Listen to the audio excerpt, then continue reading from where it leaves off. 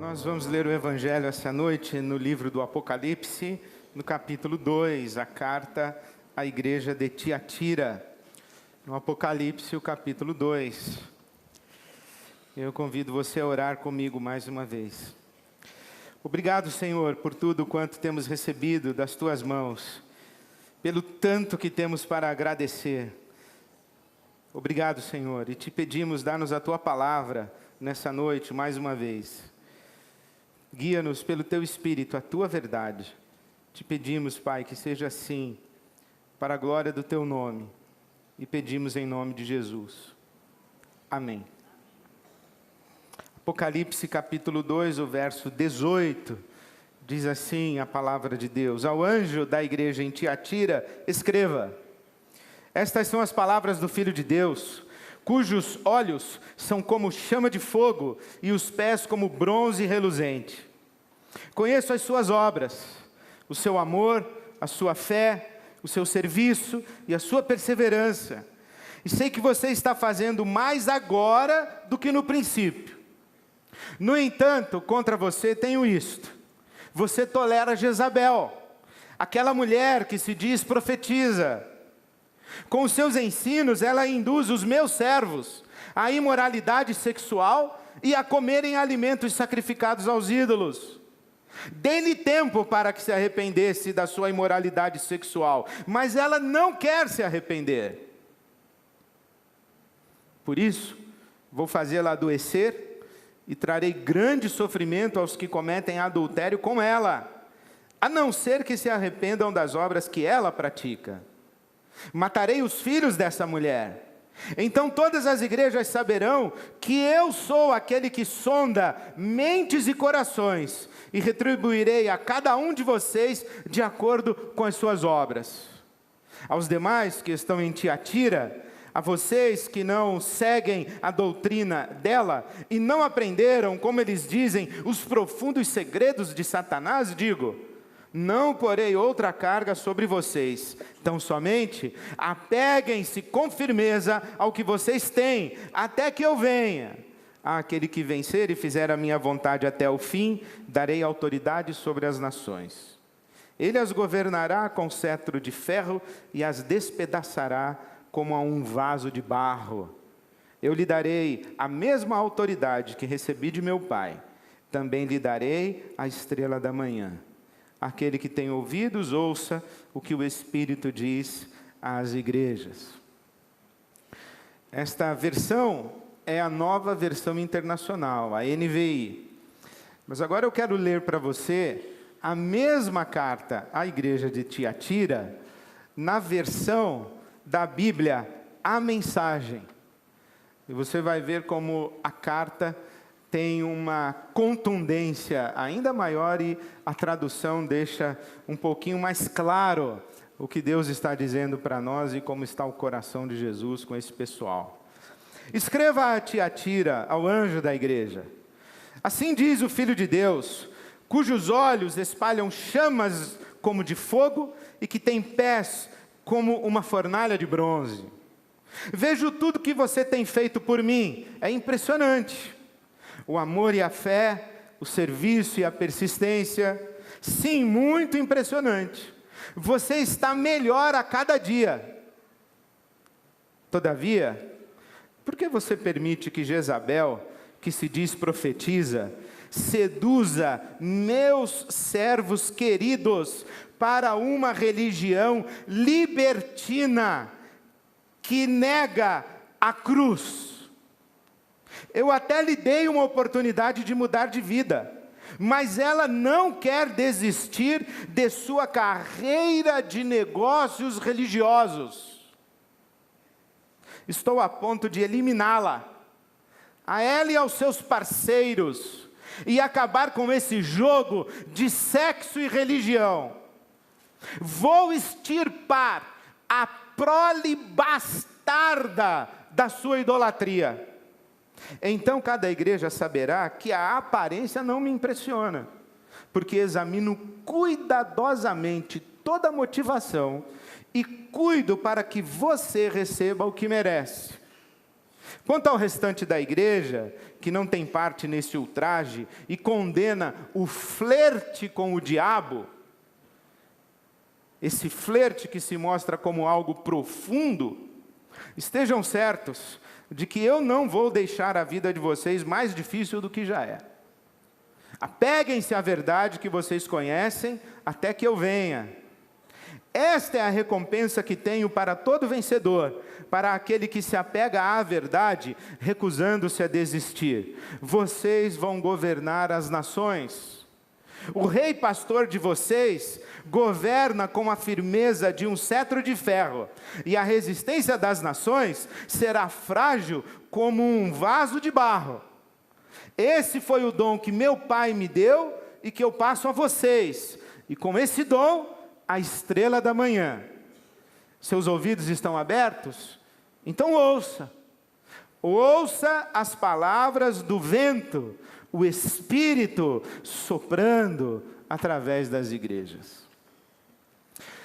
Quando li essa carta à igreja de Tiatira, e essas traduções, e tentei ler as entrelinhas e deixar que toda essa poeira abaixasse no meu coração, a síntese que fiz foi a seguinte: por trás do sincretismo religioso, existe uma atuação diabólica que induz as pessoas a que formatem uma religião à la carte, que não lhes exige conversão a Jesus Cristo. Vou repetir.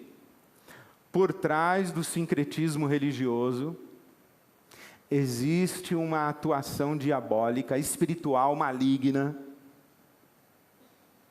que induz, seduz, ilude, motiva as pessoas a que construam para si mesmas, para que formatem para si mesmas uma religião à la carte, que não lhes exige conversão a Jesus Cristo. Vou tentar explicar. O grande problema dessa igreja em Tiatira é que ela é uma ótima igreja. E a sua grande força é a sua fraqueza. Porque Jesus diz assim: eu conheço você, conheço as suas obras, eu sei que você está melhor a cada dia, conheço o seu amor, conheço a sua fé, conheço o seu serviço, conheço a sua perseverança. E eu fico impressionado com você, quando eu olho para você, e eu vejo que você cresce, você se multiplica, você se aprofunda, você é uma igreja excelente. Mas tem um pequeno problema com você: você tolera Jezabel. Você tolera Jezabel, essa mulher que se auto-intitula profetiza. O que significa que Jesus não está falando com aquele povo que está lá fora, Ele está falando conosco, com o povo que está aqui dentro. Ele está falando com a sua igreja. Ele está falando com seus servos queridos. Ele está falando com gente de fé, gente de amor, gente que serve, gente que persevera na fé. Ele está falando com gente que está numa comunidade melhor a cada dia. Ele não está falando de um templo pagão, de uma divindade pagã, que está lá do lado de fora. Ele está falando que aqui no meio de nós existe uma profetisa auto-intitulada, e dá a essa profetisa o nome de Jezabel. Não é que a profetisa se chama Jezabel. É mais ou menos como se eu falasse: ó, aqui tem esse garotinho, é o nosso Pelezinho. Não é que o nome dele é Pelé. É quando eu falo, esse aqui é o garotinho que é o nosso Pelezinho, você já sabe que ele é bom de bola. Então aqui tem uma profetisa que é a Jezabel de vocês. E quem é Jezabel? Mulher do rei Acabe. O que fez essa tal dessa Jezabel? Fez a cabeça do rei Acabe, para que Acabe matasse os profetas de Israel. Induziu o rei Acabe a multiplicar em Israel postes ídolos e encheu o povo de Israel de idolatria, de Baalins ou Baal. Baal, os deuses pagãos, Baal, o deus pagão, Baalins é plural de Baal, de ídolos. E fez com que Israel se afundasse na imoralidade, na promiscuidade, na devassidão moral. No tempo de Acabe, Israel estava no fundo do poço de decadência espiritual, moral, política, social, por causa dessa maldita Jezabel. E quando Elias, o profeta, vai se encontrar com o rei Acabe, e Deus manda que Elias se encontre com o rei Acabe, Elias diz assim: deixa eu entender, Senhor, o cara acabou de matar um monte de profeta em Israel, e o Senhor quer que eu faça uma audiência com ele? Ele vai me matar também. Ele falou: não vai não, pode ir. Eu garanto que ele não vai te matar. E Elias vai falar com o rei Acabe. Quando ele se encontra com o rei Acabe, Acabe diz assim: ah, é você o perturbador de Israel? E Elias responde: eu não. Quem está perturbando Israel e quem afundou Israel nessa lama foi você e a prostituta da sua mulher. Então você imagina como o rei gostava de Elias e como Jezabel gostava de Elias. Jezabel colocou a cabeça de Elias a prêmio. E aconteceu, lembra-se que foi Elias quem enfrentou os 400 profetas de Baal? É esse contexto aí. O bicho está pegando feio em Israel, Elias está no meio de um furacão, e isso tudo está acontecendo. O Nabote, ele vê lá um campo, o Acabe, ele vê um campo, e ele fala assim: pô, eu quero essas terras para mim. De quem é? É de um tal de Nabote. Aí o rei foi lá e falou para o Nabote que era para ele escolher um outro pedaço de terra, e ele, Acabe, ficaria com a terra dele, Nabote, e daria uma indenização generosa. O Nabote falou assim: não quero não, essa aqui é a terra do meu pai, deixou para mim, era do meu avô que deixou para o meu pai, que deixou para mim, não quero outra terra, quero essa. A Jezabel falou assim: vou dar um jeito nesse cara. Inventou uma calúnia contra ele, falou que ele blasfemava contra o Deus de Israel, contra a autoridade do rei, mandou matar o Nabote, e o Elias ficou sabendo. E quando o Elias ficou sabendo, e Eliseu, o profeta, ficaram sabendo, eles disseram para Jezabel o seguinte: ó, você vai morrer e os cachorros vão lamber seu sangue. E no mesmo chão em que Nabote morreu, o seu sangue vai ser lambido pelos cachorros. Você imagina isso, um recado que eu mando para presidente da república ou para a primeira dama. Deus mandou dizer para a senhora. Imagina o profeta. Ele fala com Jezabel. O que acontece com Jezabel é assustador. Porque quando o Acabe já estava morto, porque o Acabe se arrependeu, chorou e buscou a Deus, e Deus falou: tudo bem, eu vou poupar você por enquanto. Mas a sua mulher, eu vou passar o rodo em cima dela. E quando Acabe já está morto, Jezabel morre. E como que ela morre? Quando o rei Jeú está entrando na cidade, ela está na janela olhando. E o rei vem entrando e diz assim: quem é essa mulher aí? Essa é Jezabel? Empurra essa mulher da janela. Aí foi um sujeito lá, empurrou Jezabel da janela, ela caiu batendo cabeça para tudo que é lado, o sangue espirrando na parede do palácio, e na rua, e nos cavalos, e a cavalaria passou em cima dela. O corpo de Jezabel foi moído, estraçalhado pelos cavalos do exército de Jeú.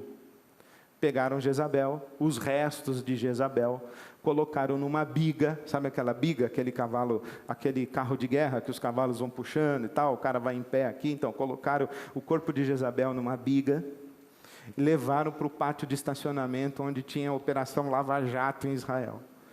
Aí lavaram as bigas, e a água com o sangue de Jezabel escorreu, e os cachorros lamberam e beberam o sangue de Jezabel. E foram então sepultar Jezabel, porque Jeú falou: olha, ela um dia foi primeira-dama, ela foi rainha, então dê um sepultamento a essa mulher aí. Só que foram procurar por ela, só acharam uma mão, um pé e a cabeça. Falou: rei, não sobrou nada da mulher. Falou: então joga aí em algum lugar que funcione o corpo de Jezabel como esterco. De tal maneira que ninguém pôde saber qual seria a sepultura de Jezabel. Jezabel não está sepultada. Ela foi literalmente triturada pela cavalaria do rei Jeú, e o seu sangue escorreu e foi lambido e bebido pelos cães em Israel. É essa mulher que é usada como referência para a tal da profetisa, que é professora da escola dominical da igreja de Tiatira. Dirige reunião de oração na igreja de Tiatira. Olha, é uma igreja que tem amor, tem fé, é uma igreja que serve, é uma igreja que persevera, é uma igreja que cresce, uma igreja que está melhor a cada dia, mas ela faz pequeninas concessões, ela se permite ser instruída por vozes convenientes.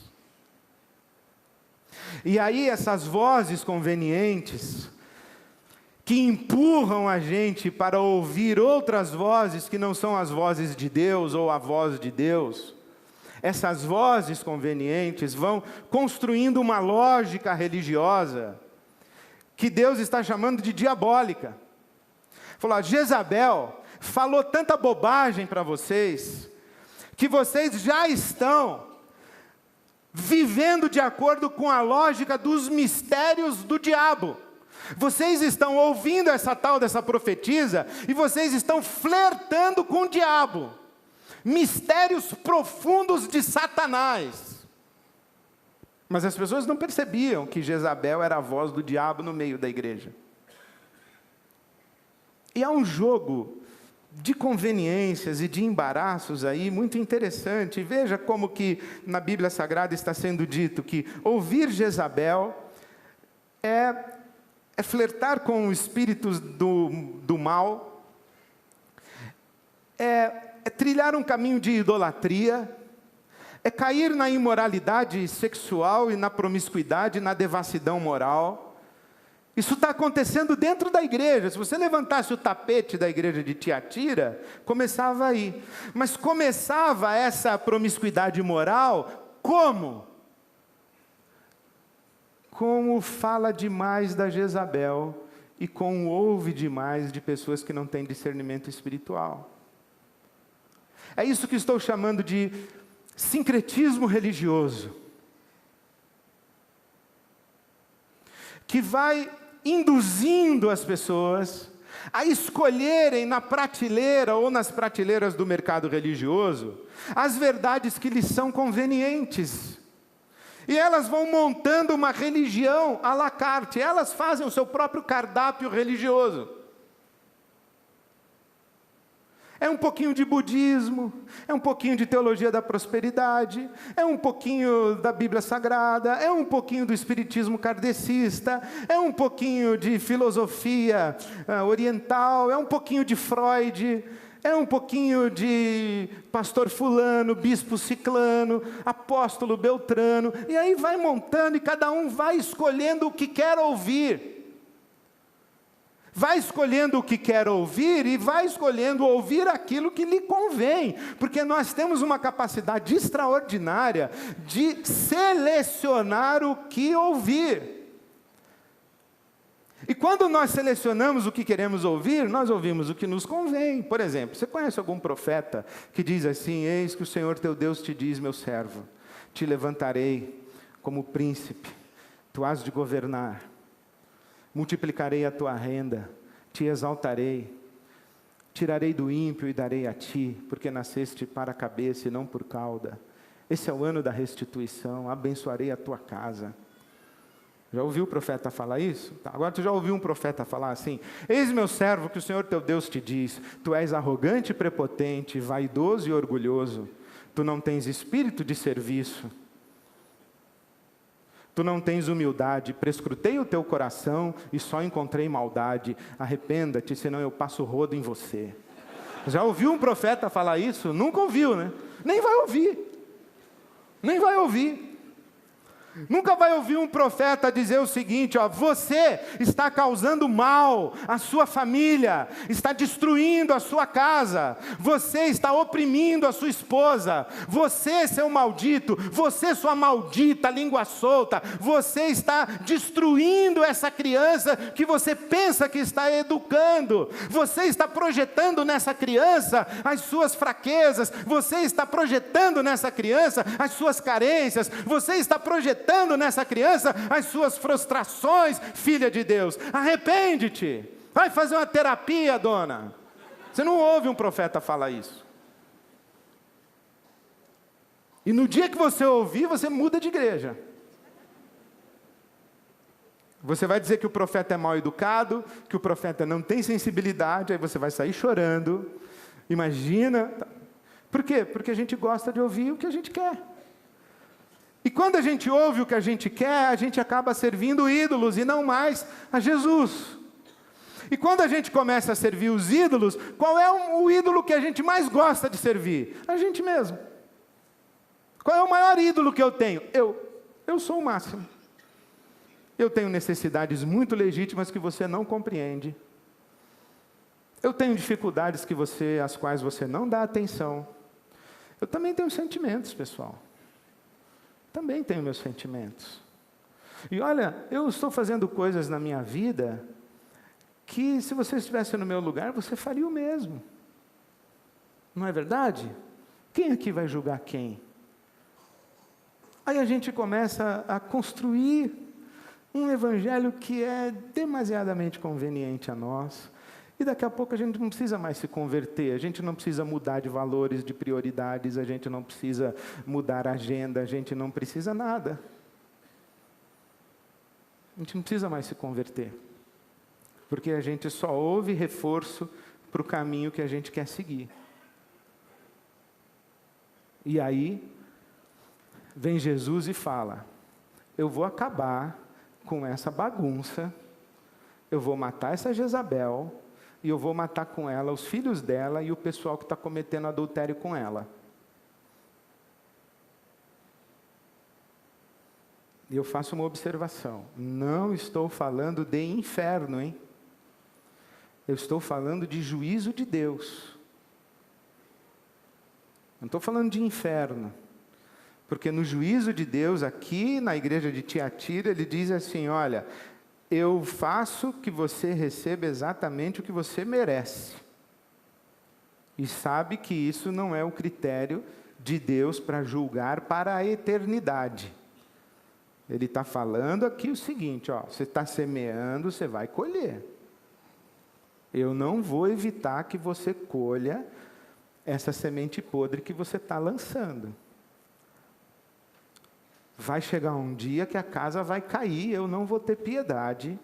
E aí todo mundo vai saber que eu não me impressiono com gente que vive de fachada. É isso que ele está falando.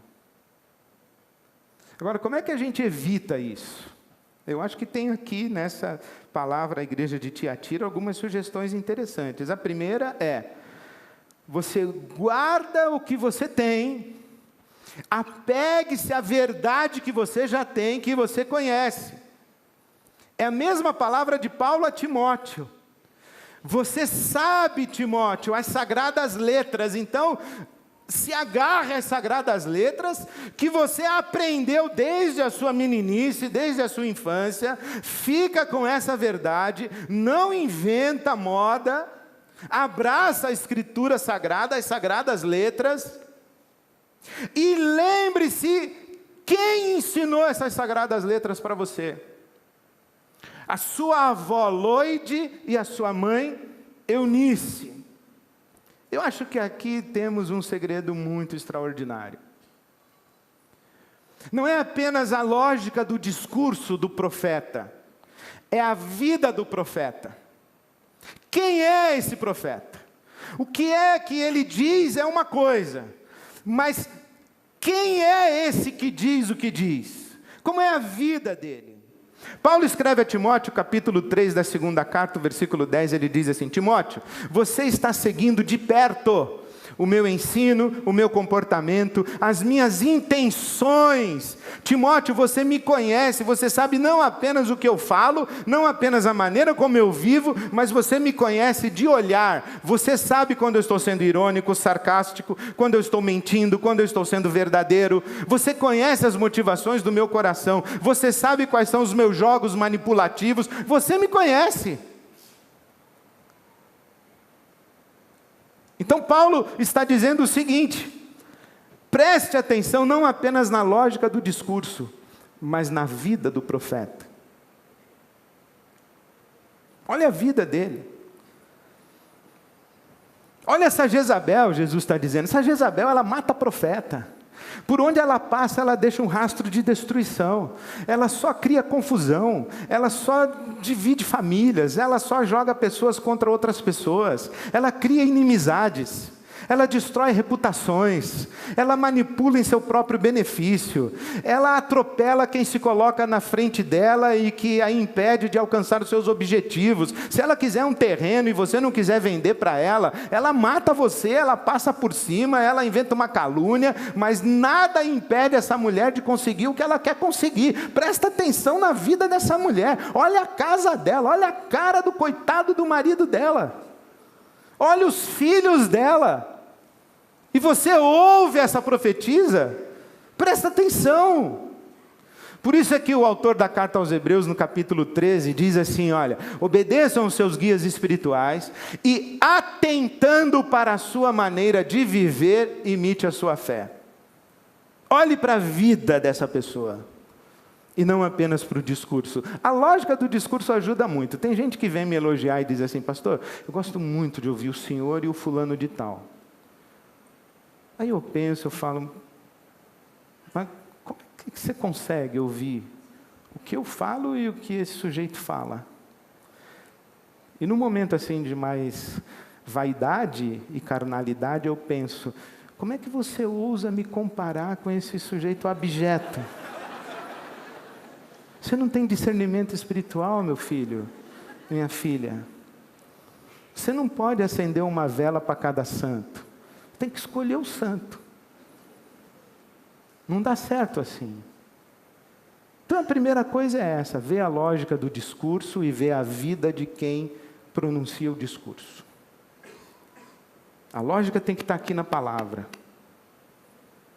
E a vida de quem pronuncia o discurso tem que ser aprovada em comunidade. A maioria das pessoas que me ouvem não me conhecem. Mas tem gente que me conhece, e essa gente que me conhece tem obrigação de jogar no ventilador a minha vida dupla, se um dia eu tiver uma vida dupla.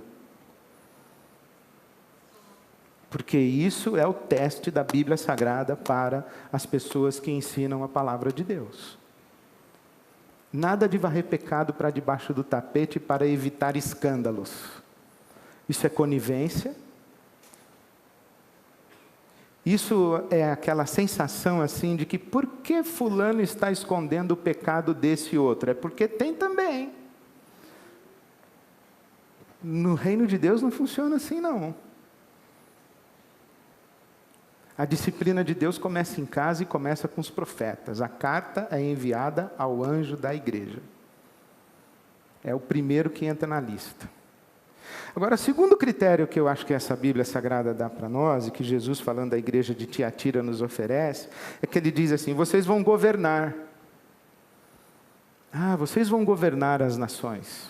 Se vocês se apegarem à verdade, se vocês romperem com Jezabel, se vocês acabarem com essa confusão e essa bagunça e essa devassidão moral, e se vocês se apegarem à verdade, vocês vão governar.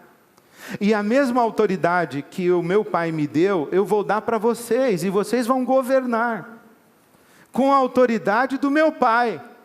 Ora, o que é isso? Isso é um ato de confiança de Jesus em nós.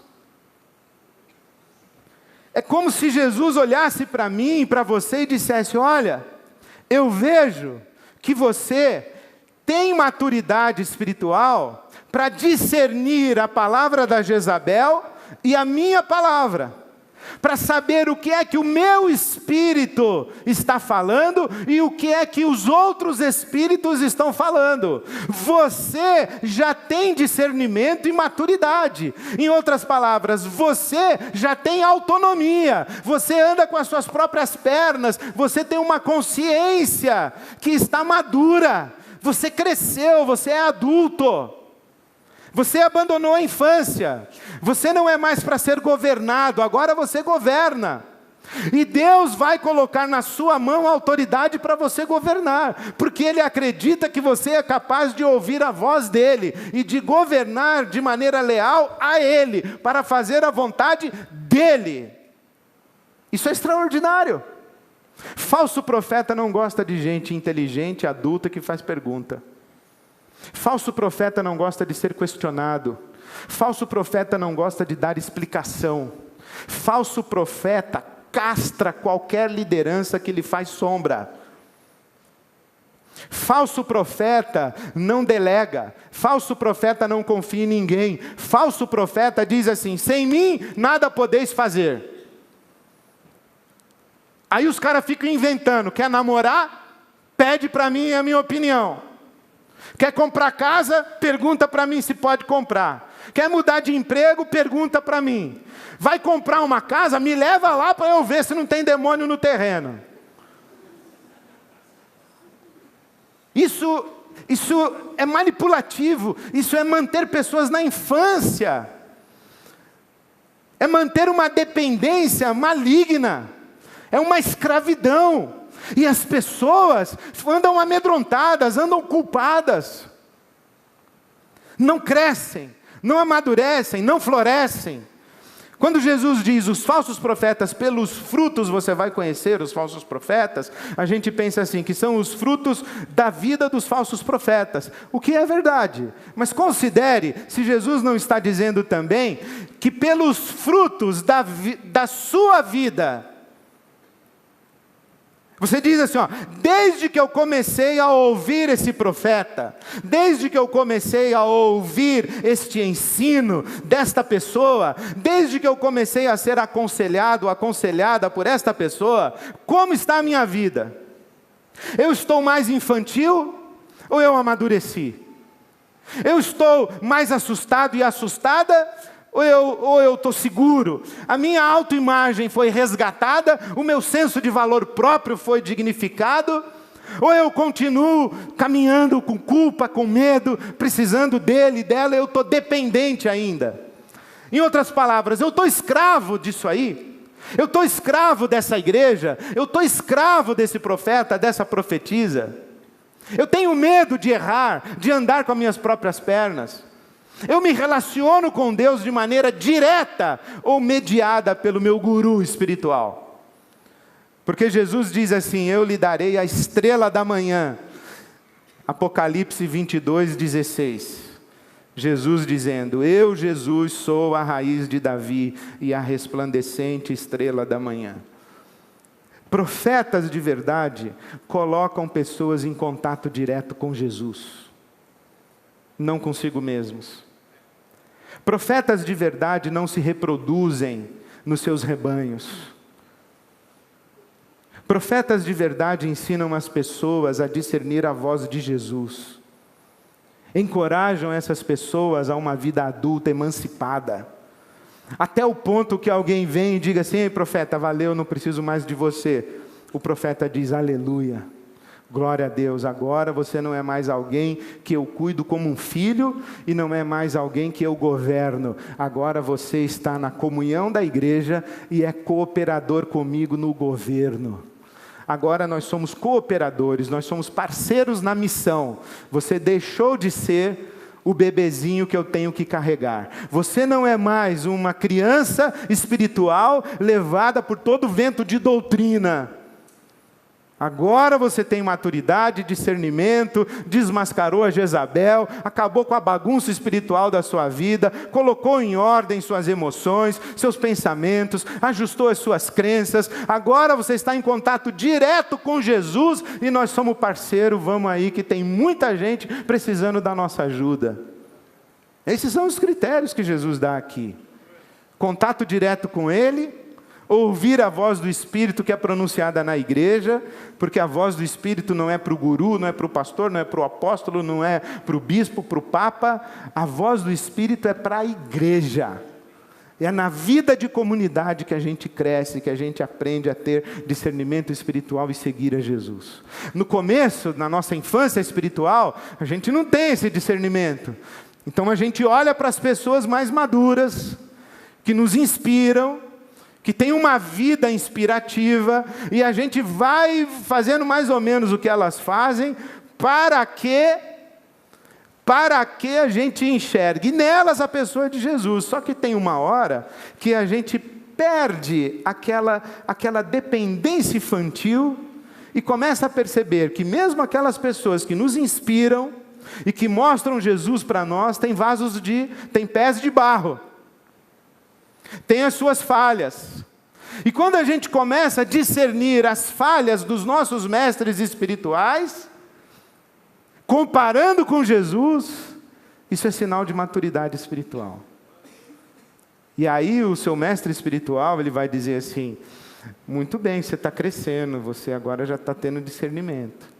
Você não faz tudo o que eu mando, você não obedece tudo o que eu ordeno, você não acredita em tudo o que eu falo, agora eu estou sob o escrutínio da sua consciência adulta, diante de Jesus e sob a voz do Espírito Santo e da palavra de Deus. Essa é vida de comunidade. Então hoje à noite eu queria falar muito especialmente para você, que está aqui e que vem de uma experiência religiosa de abuso, de decepção, de manipulação, de usurpação. Você que vem trazendo culpa, medo.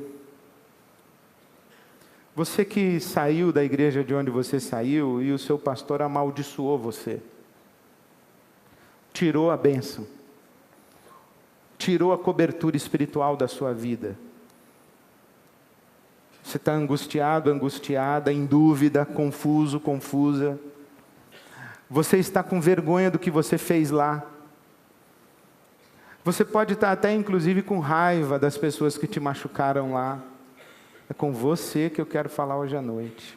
Você vai dizer assim para mim: Ed, eu acho que eu já dormi nesse barulho da Jezabel. Eu já fui abusado espiritualmente. Eu já sofri um abuso religioso. Eu estou desconfiado, desconfiada, eu estou ouvindo de longe. É com você que eu quero falar. E dizer que em nome de Jesus não há maldição nenhuma na sua vida. Porque a Bíblia Sagrada diz que ninguém pode amaldiçoar alguém a quem Deus abençoou. Ninguém. A nossa caminhada no discipulado é comunitária, mas a nossa relação com Deus é pessoal. A minha relação com Jesus ninguém toca.